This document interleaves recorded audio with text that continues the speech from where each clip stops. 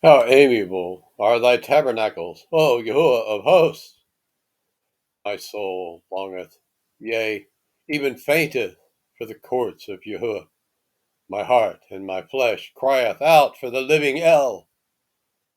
Yea, the sparrow hath found a house, and the swallow a nest for herself, where she may lay her young, even thine altars, O Yahuwah of hosts, my King and my Elohim.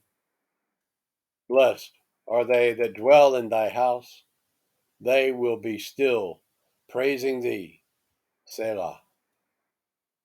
Blessed is the man whose strength is in thee, in whose heart are the ways of them, who passing through the valley of Baca make it a well.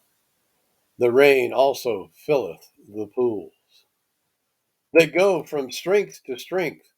Every one of them in Zion appeareth before Elohim. O Yahuwah Elohim of hosts, hear my prayer. Give ear, O Elohim of Jacob. Selah. Behold, O Elohim, our shield, and look upon the face of thine anointed. For a day in thy courts is better than 1,000. And I had rather be a doorkeeper in the house of my Elohim than to dwell in the tents of wickedness.